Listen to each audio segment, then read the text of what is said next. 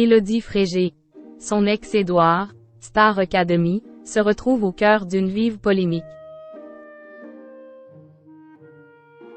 Édouard, ancien candidat de la Star Academy 3, a radicalement changé de vie depuis le télécrochet. Mais le dernier projet en date du guitariste fait polémique au sein de la ville de Canéjan, en Gironde. Pour beaucoup, il y a eu un avant et un après Star Academy. Que ce soit Jennifer, Nolwenn Leroy, Sophia Essaïdi, Karima Charny, Jean-Pascal Lacoste ou encore Élodie Frégé, tous sont passés de l'anonymat à la célébrité, de manière plus ou moins marquante. Quant aux autres, après une courte heure de gloire sous les projecteurs, ils ont fini par retourner dans l'ombre. C'est le cas d'Édouard Algueillon, qui avait participé à la 3e saison du télécrochet présenté par Nikos Aliagas. Depuis, il n'a pas vraiment connu le succès dans les bacs mais a embrassé une carrière de guitariste plutôt prometteuse. Parmi les artistes avec lesquels il a collaboré, Céline Dion, Phil Collins, Calogero ou encore Johnny Hallyday. En parallèle, il s'adonne à son autre passion, le surf. Passionné par ce sport depuis son plus jeune âge, il a pour projet de lancer son académie de la glisse à Canéjan, en Gironde.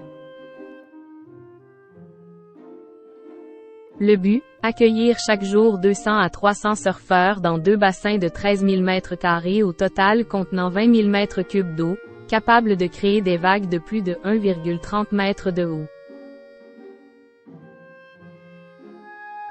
Seulement voilà. Les habitants de la commune ne l'entendent pas de la même manière. La mairie de Canéjan se défend. Le promoteur d'Édouard Algueillon a beau avoir précisé que le projet était autonome en eau et en énergie, et que les bassins en circuit fermé fonctionneraient à l'eau de pluie, cela n'a pas empêché certains habitants de Canéjan de monter au créneau. Lone Surf Rider, de son côté, estime que « le surf, c'est à l'océan ». Inutile de créer de nouveaux usages de l'eau alors qu'elle va devenir de plus en plus précieuse.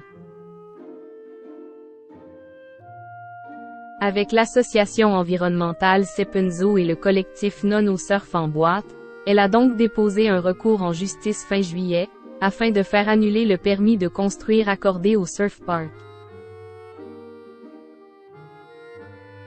Aucun élément objectif, relevant des prescriptions d'urbanisme, n'a pu justifier un refus de signer le permis, se défend la mairie, qui précise que refuser le permis l'aurait exposé selon ses dires à une attaque en justice du promoteur.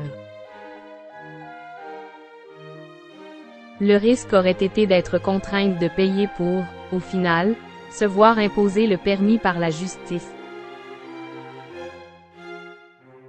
Les habitants n'ont toutefois pas dit leur dernier mot avec une pétition demandant l'abandon du projet, laquelle compte déjà plus de 54 000 signataires.